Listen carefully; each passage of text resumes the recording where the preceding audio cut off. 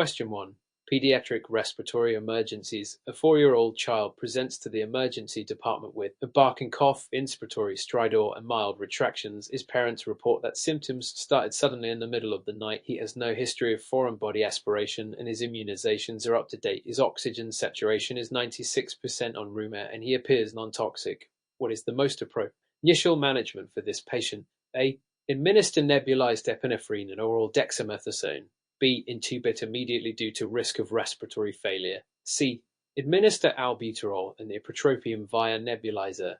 D. Perform direct laryngoscopy to visualize the airway. Answer A. Administer nebulized epinephrine and oral dexamethasone. Explanation. This patient presents with classic symptoms of croup, laryngotrachobronchitis, a viral illness commonly caused by parainfluenza virus. Croup is characterized by a barking cough, inspiratory stridor, and retractions that often worsen at night. Nebulized epinephrine is used in moderate to severe cases to reduce airway swelling by causing vasoconstriction. Dexameth, oral or intramuscular, helps decrease inflammation and improve symptoms within hours. Option B, intubation immediately, is incorrect because most cases of croup are mild and can be managed with supportive care. Intubation is reserved for severe cases with impending respiratory failure. Option C, albuterol and ipratropium, is incorrect because bronchodilators are ineffective for upper airway obstructions such as croup. These are more appropriate for lower airway diseases like asthma. Option D, performing direct laryngoscopy, is unnecessary and can cause agitation, worsening airway obstruction. Relevant guidelines. The American Academy of Pediatrics recommends dexamethasone for all cases of croup and nebulized epinephrine for moderate to severe cases. Hospitalization is required if there is worsening respiratory distress, cyanosis, or fatigue. Question 2. Pediatric trauma and burn management. A 2-year-old child arrives in the emergency department after being found unresponsive in a bathtub. The mother reports that the child was submerged for an unknown period but was breathing when removed from the water. Upon arrival, the child is alert but irritable, tachypneic with a respiratory rate of 40 breaths per minute and has an oxygen saturation of 91% on room air. Most appropriate next step in management. A. Observe the patient in the emergency department for 1 hour and discharge if stable. B. Administer intravenous fluids and obtain AK of the head. C. Provide supplemental oxygen and observe for at least 6-8 hours. D. Initiate non-invasive ventilation due to risk of acute respiratory distress syndrome (ARDS). Answer. C. Provide supplemental oxygen and observe for at least 6-8 hours. Explanation. This child has experienced a near-drowning event which can lead to hypoxia, aspiration, and pulmonary complications. The greatest concern is secondary drowning or delayed pulmonary edema, which may develop hours after the event. Observation for at least 6-8 hours is necessary to monitor for worsening respiratory distress. Option will discharge after 1 hour if stable is incorrect because complications, including pulmonary edema, can develop later. Option B, Roman UID and CT scan of the head, is not routinely necessary unless there are concerns for head trauma, seizure, or altered mental status. Option D, non-invasive ventilation such as CPAP, is not indicated initially unless the child shows worsening respiratory distress. Relevant guidelines. The American Heart Association, AHA, and Pediatric Advanced Life Support PALS guidelines emphasize airway management, oxygenation, and monitoring for delayed complications after a drowning event. Pulmonary complications are the leading cause of morbidity and mortality in pediatric near-drowning cases. Question 3, scenario-based. Pediatric neurological emergencies.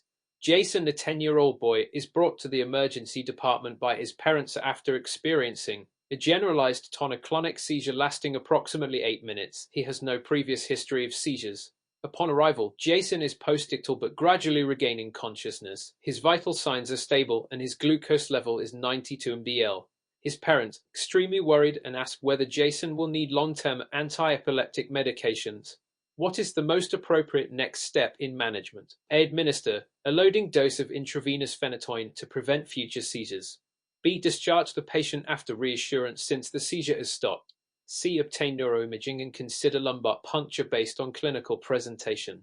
D. Start levetiracetam as long-term therapy since the child has had a seizure.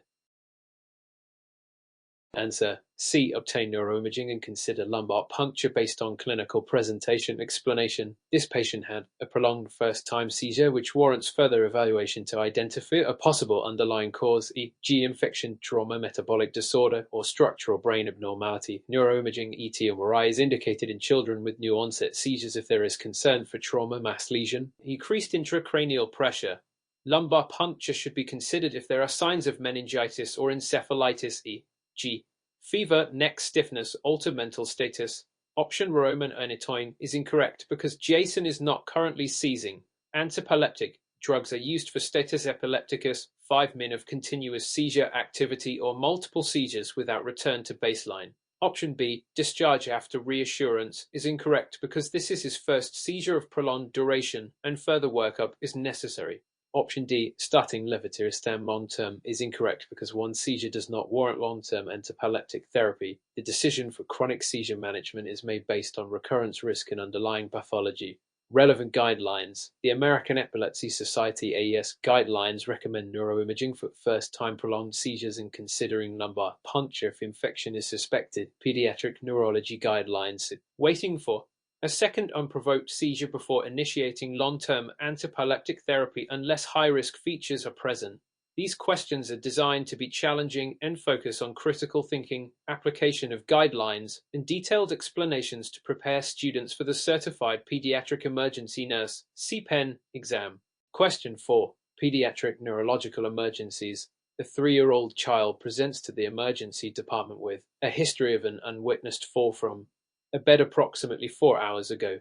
The parents state that the child initially cried but soon calmed down. Since the fall, they have noticed increasing drowsiness and vomiting. On examination, the child has a Glasgow Coma Scale (GCS) score of 12, sluggishly reactive pupils, and intermittent episodes of irritability. What is the most appropriate next step in management? A. Discharge the child home with parental observation and scheduled follow-up in 24 hours. B. Administer antiepileptics and observe in the emergency department for 4 more hours. C. Order an urgent non-contrast CT scan of the head and initiate neurosurgical consultation. D. Perform a lumbar puncture to rule out meningitis. Answer C.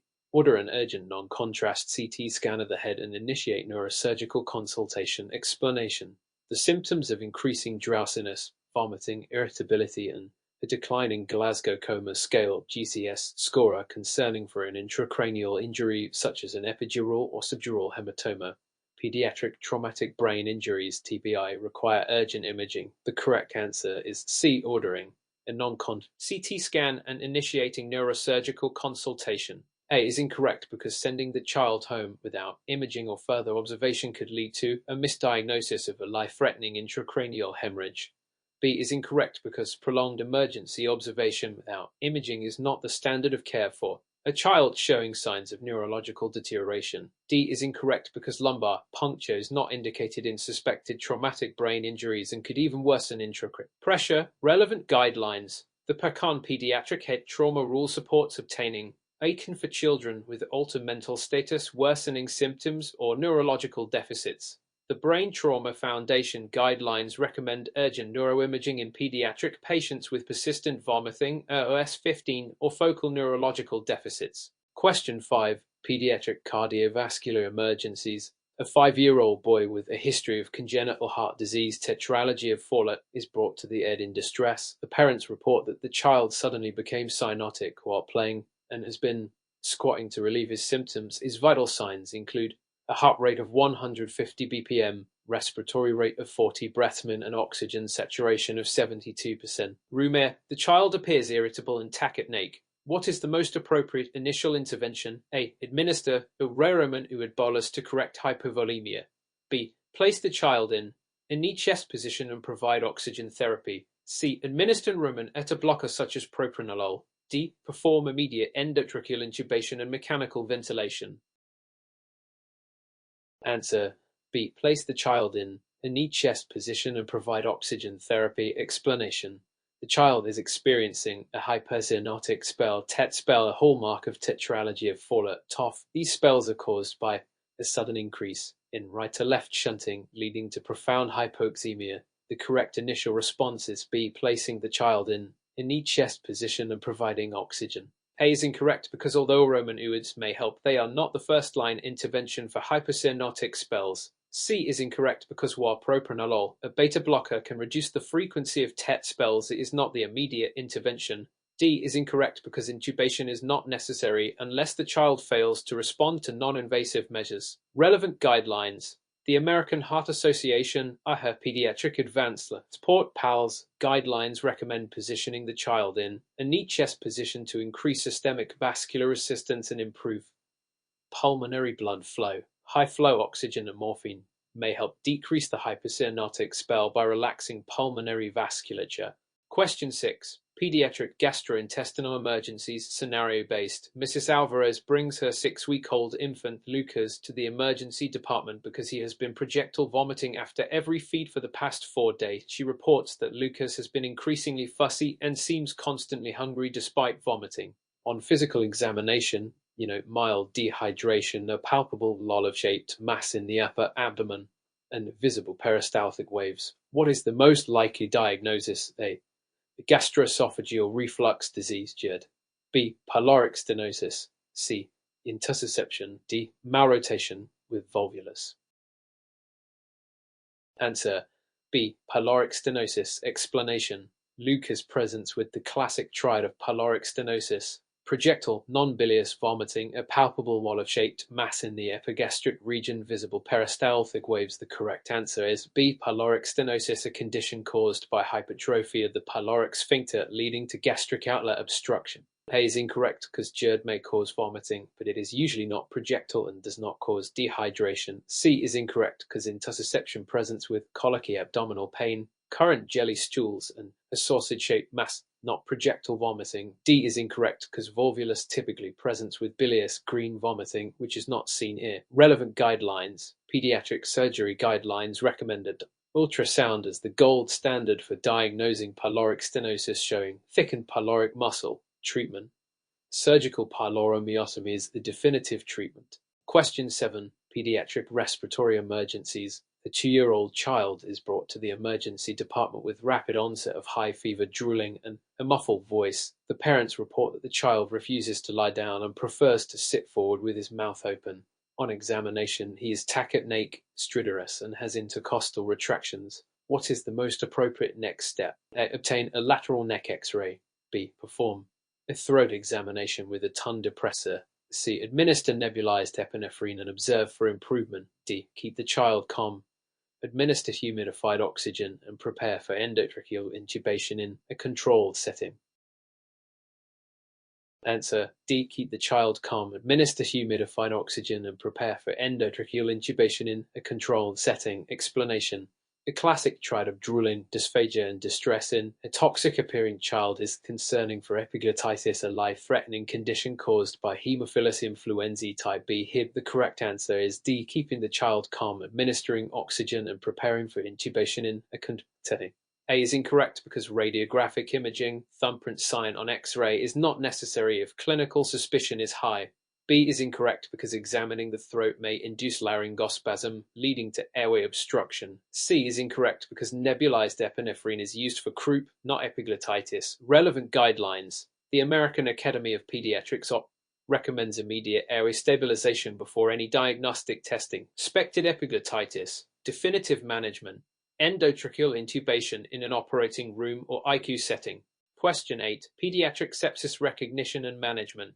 A 6-month-old infant is brought to the ED with a fever of 103 deg, 39.4 deg, tachycardia, lethargy, and poor feeding. Capillary refill is delayed at 4 seconds. The infant is irritable but arousable. What is the most appropriate initial intervention? A. Obtain blood cultures and wait for results before administering antibiotics. B. Administer opioids and broad-spectrum antibiotics immediately. C. Order lumbar puncture before giving any treatment. D. Perform chest X-ray before initiating therapy. Answer: B. Administer opioids and broad-spectrum antibiotics immediately. Explanation: the child presents with fever, tachycardia, poor perfusion, and lethargy, all concerning for sepsis or septic shock. The correct answer is B. Administering opioids and broad-spectrum antibiotics immediately. A is incorrect because delaying antibiotics in a septic infant increases mortality. C is incorrect because while meningitis workup is important, stabilization with fluids and antibiotics comes first. D is incorrect because delaying antibiotics for imaging may worsen outcomes. Relevant guidelines: sepsis protocols, surviving sepsis campaign, PALS, recommend early fluid resuscitation, 20 mg bolus, and immediate antibiotics. Question 9. Pediatric endocrine emergencies. A 10-year-old girl with type 1 diabetes mellitus (TDM) presents with vomiting, deep rapid breathing, and abdominal pain. Her blood glucose is 410 mdl and her urine dipstick is positive for ketones. What is the most critical initial treatment? A. Administer insulin bolus. B. Steroid with isotonic saline. C. Give an glucagon injection. D. Immediately administer sodium bicarbonate. Answer: B. Steroids with isotonic saline. Explanation: the child has diabetic ketoacidosis (DKA), which requires immediate fluid resuscitation to correct dehydration and electrolyte imbalances. The correct answer is B. Starting Romanide with isotonic saline. A is incorrect because insulin bolus increases the risk of cerebral edema. C is incorrect because glucagon is for hypoglycemia, not hypoglycemia. D is incorrect because bicarbonate therapy is rarely indicated in pediatric EKA. Relevant guidelines: American Diabetes Association (ADA) guidelines recommend fluid resuscitation first, followed by continuous insulin. Question 10. Pediatric trauma scenario-based. A 14-year-old male is brought to the ED after a high-speed motor vehicle collision. He is unresponsive, has a DOSU 7 and exhibits unequal pupils. His EP is 90th of H, shows 120 pm, and he has irregular breathing. What is the next best step? A. Perform rapid sequence intubation and initiate controlled ventilation. B. Obtain a head CT scan immediately. C. Administer omnonitol before securing the airway. D. Place the patient in a Trendelenburg position. Answer A. Perform rapid sequence intubation and initiate controlled ventilation. Explanation: the child has severe traumatic brain injury (TBI) with signs of increased intracranial pressure requiring immediate airway protection and controlled ventilation. The correct answer is A. Performing rapid sequence intubation (RSI). B is incorrect because securing the airway comes before imaging. C is incorrect because mannitol is used at airway stabilization. D is incorrect because Trendelenburg position worsens. Question 11. Pediatric neurological emergencies. Increased intracranial pressure. 4-year-old child presents to the ED with decreased level of consciousness, vomiting, and bulging fontanelle. The parents report that the child had recent viral illness and has been increasingly lethargic over the past 24 hours.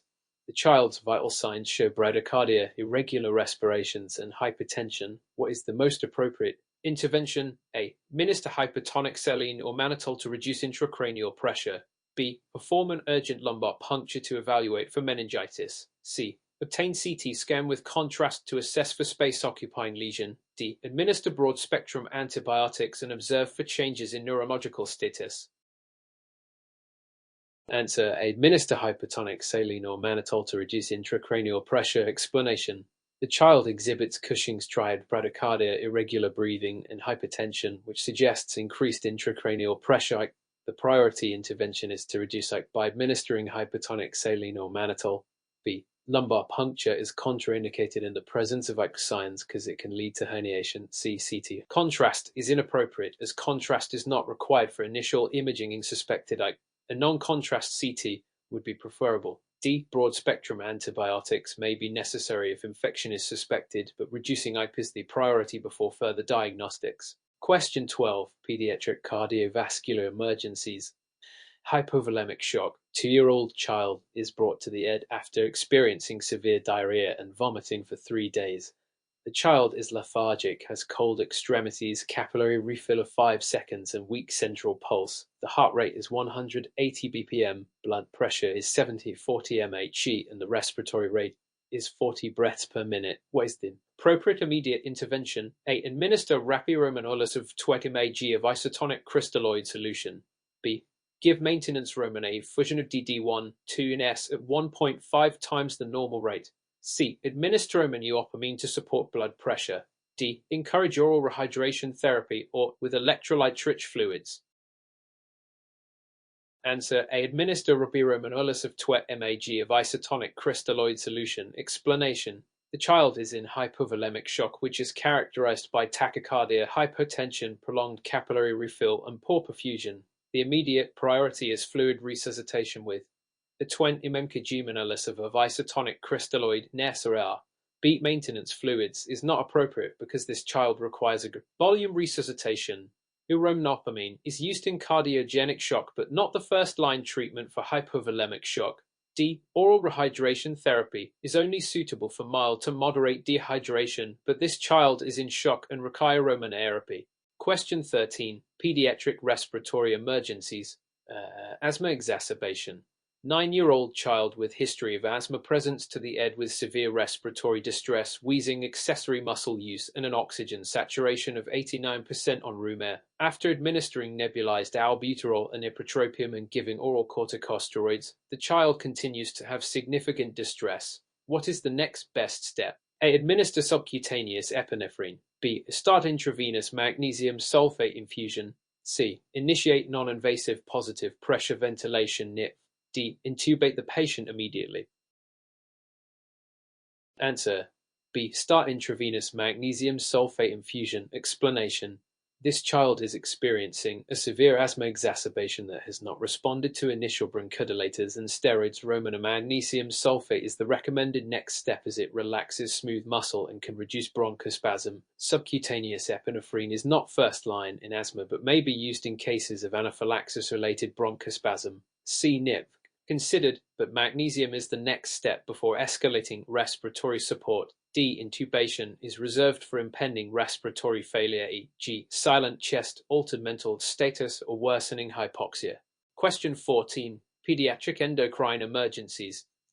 Diabetic ketoacidosis DKA 12-year-old child with new onset diabetes mellitus type 1 presents with vomiting, cusmal respirations, dehydration, and altered mental status. Lab results show blood glucose 500 for mdA 7.15 bicarbonate 10 meckel serum potassium 5.2 meckel. What is the most important initial intervention? A. Low Romanov insulin at 0.1 units, then start continuous infusion.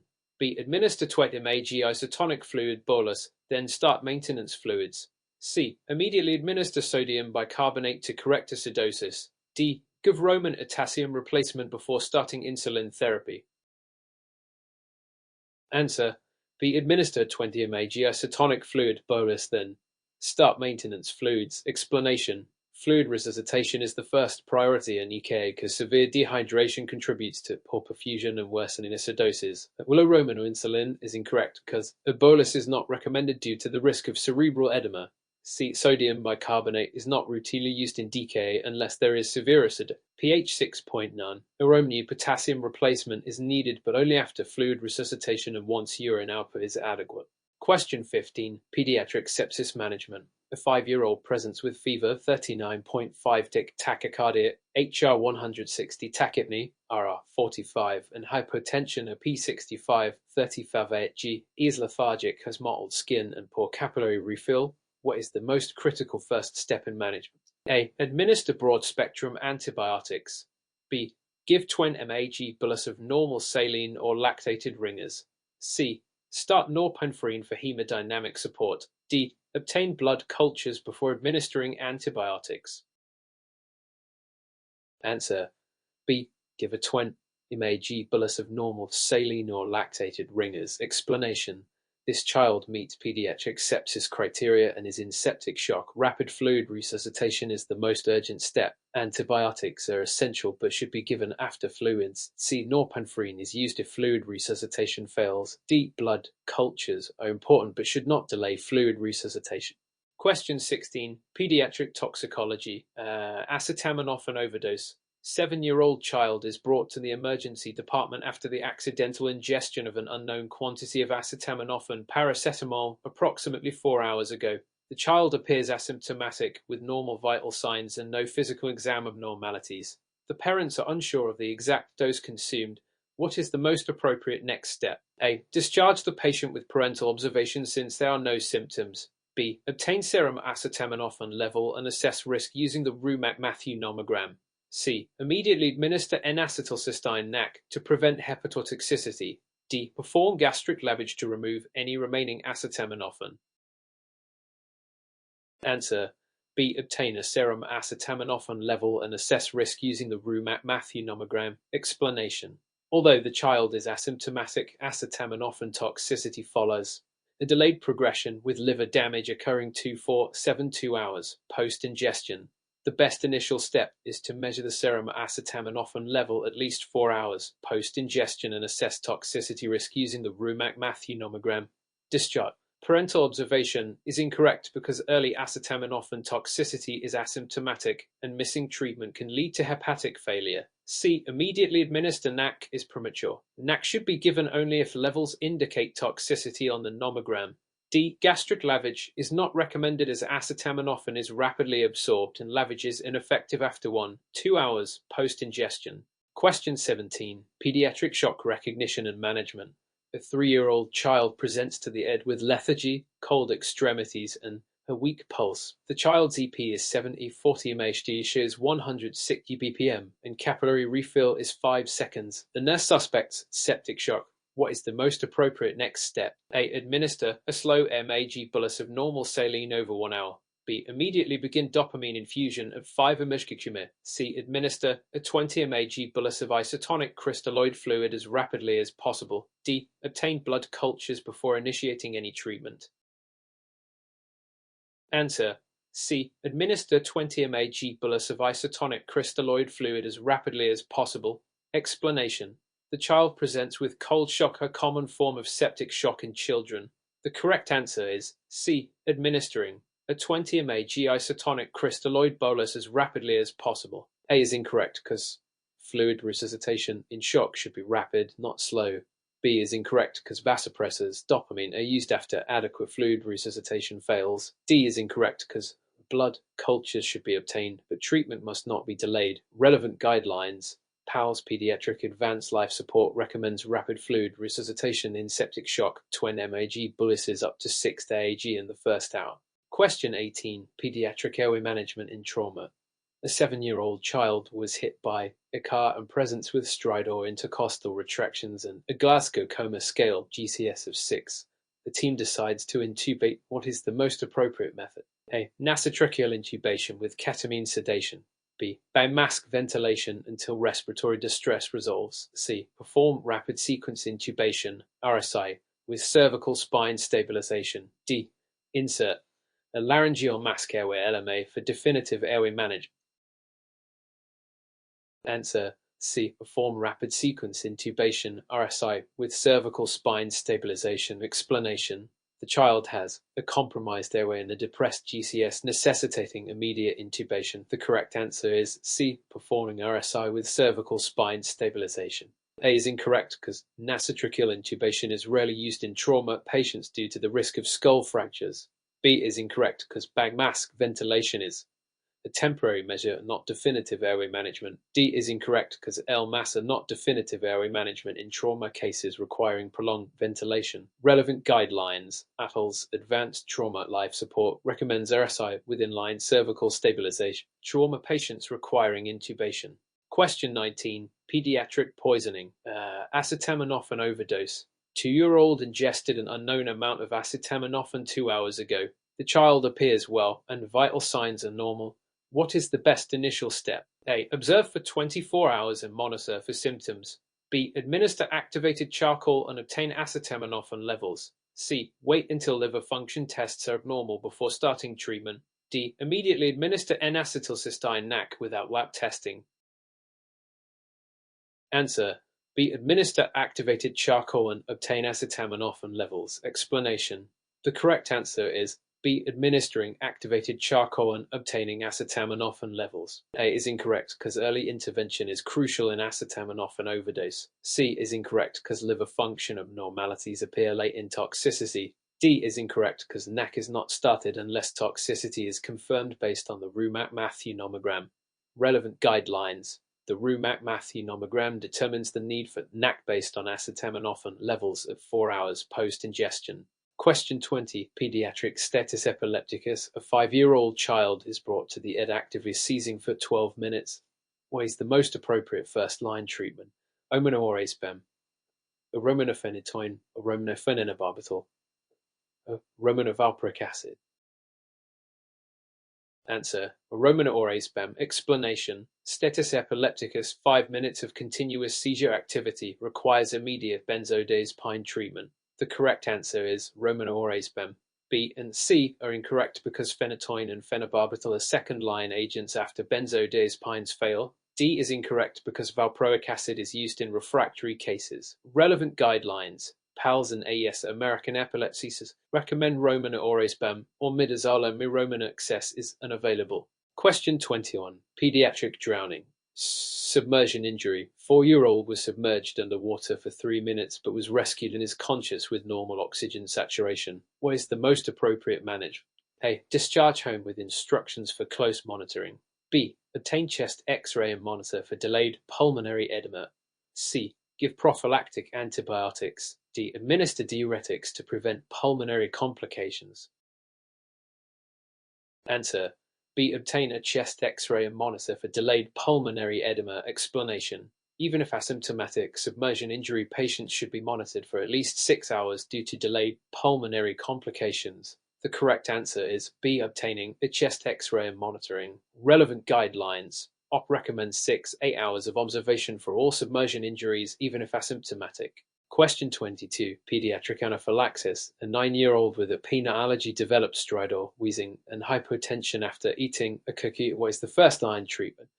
Romanophenhydramine. B. Imipinephrine. Romanopteroids. D. Nebulized albuterol. Answer: B. Imipinephrine. Explanation: anaphylaxis requires epinephrine immediately. The correct answer is B. Relevant guidelines: epinephrine is the only first-line treatment. Antihistamines and steroids are adjuncts. Question 23. Pediatric gastroenteritis. Dehydration. 6-month-old with severe diarrhea and sunken fontanelles has capillary refill of 4 seconds. What is the best treatment? A. Oral rehydration therapy with Pedialyte of Romanormal saline bolus 20 mkg. ODW fusion maintenance rate. D. Encourage clear liquids and reassess in 2 hours. Answer: Romanormal saline bolus 20 mkg. Explanation: this child has severe dehydration requiring Romanuid resuscitation. Answer: B. Relevant guidelines. Who and not recommend 20 mg normal saline for severe dehydration. Question 24. Pediatric head injury. Concussion. 10-year-old with mild head injury is awake but vomited twice. What is the next step? A. Discharge home with concussion precautions. B. Obtain CT scan of the head. C. Admit for 24-hour observation. D. Prescribe antiemetics and observe in the ED. Answer: B. Obtain an EKG of the head. Explanation: vomiting after head trauma is a red flag requiring a EKG. Answer: B. Relevant guidelines. PERCON criteria recommend head CT for vomiting, loss of consciousness, or severe mechanism of injury. Question 25. Pediatric burn management. A 4-year-old child sustains a second-degree burn over 15% of their body's surface area from spilled hot water. The child is awake, has a heart rate of 130 bpm and a blood pressure of 90-60 mmHg. What is the best immediate management? A. Administer 500 ml of normal saline over the first hour. B. Administer 1500 ml of normal saline over the first hour. C. Administer 1000 ml of lactated ringers over the first hour. D. Administer 1000 ml of normal saline over the first hour. Answer: D. Administer 1000 ml of normal saline over the first hour. Explanation: the child has second-degree burns over 15% of their body's surface area, requiring fluid resuscitation according to the Parkland formula. This formula suggests 4 mkg of lactated ringers for the first 24 hours, with half given in the first 8 hours and the remaining half over the next 16 hours. The correct answer is D. Administer 1000 ml of normal saline over the first hour. A is incorrect because the amount of fluid is insufficient for this degree of burn. B is incorrect because 1500 ml of normal saline is too much for this child's weight and burn severity. C is incorrect because while lactated ringers is the preferred fluid for burns, normal saline can also be used, particularly in initial resuscitation. Relevant guidelines: the Parkland formula suggests 4AG for second-degree burns. Normal saline can be used as an alternative to lactated ringers in the first hour. Question 26. Pediatric respiratory distress. Foreign body aspiration. 2-year-old child presents to the ED with stridor, drooling, and history of sudden coughing after playing with toy. What is the most appropriate next step? A. Attempt finger sweep to remove the object. B. Perform chest X-ray to evaluate for foreign body. C. Perform direct laryngoscopy to visualize the airway. D. Administer nebulized epinephrine for airway swelling. Answer. C. Perform direct laryngoscopy to visualize the airway. Explanation. Foreign body aspiration, FBA, is a common cause of respiratory distress in young children. In this scenario, the child's symptoms suggest an upper airway obstruction. The best next step is C. Performing direct laryngoscopy to visualize the foreign body. A is incorrect because finger sweeps should only be performed in cases of visible obstruction and are not recommended for suspected FBA. B is incorrect because chest X-rays are not as effective for diagnosing upper airway obstruction. D is incorrect because nebulized epinephrine is used for croup or laryngotrachobronchitis, not for FBA. Relevant guidelines. The OP recommends immediate laryngoscopy for suspected foreign body aspiration, followed by bronchoscopy if needed. Question 27. Pediatric sepsis. Early recognition and management. 6-month-old infant presents with fever, irritability, poor feeding, and tachypnea. Blood cultures show gram-positive cocci. What is the most appropriate first-line antibiotic therapy? A. Ceftriaxone and vancomycin. B. Amoxicillin and gentamicin. C. Cefotaxime and vancomycin. D. Piperacillin, tazobactam, and clindamycin. Answer. C. Cefotaxime and vancomycin. Explanation. The infant's clinical presentation and blood culture results suggest bacterial sepsis caused by gram-positive cocci, likely group B streptococcus, GPS, or Staphylococcus aureus. The most appropriate first-line therapy is C. Cefotaxime and vancomycin, which covers both common causes of neonatal sepsis and resistant organisms. A is incorrect because ceftriaxone is not used in neonates due to the risk of bilirubin encephalopathy. B is incorrect because amoxicillin is not broad enough for suspected neonatal sepsis. D is incorrect because piperacillin tazobactam is not typically used for first-line treatment in neonates with suspected sepsis. Relevant guidelines. The CDC recommends cefotaxime or ceftriaxone and vancomycin as empiric therapy for neonatal sepsis while awaiting culture results. Question 20. Pediatric acute asthma exacerbation. A 3-year-old child presents with acute wheezing, retractions, and shortness of breath. The child is receiving albuterol via nebulizer and has been on oral steroids for 3 days. What is the most appropriate next step in management? A. Administer a continuous albuterol nebulization. B.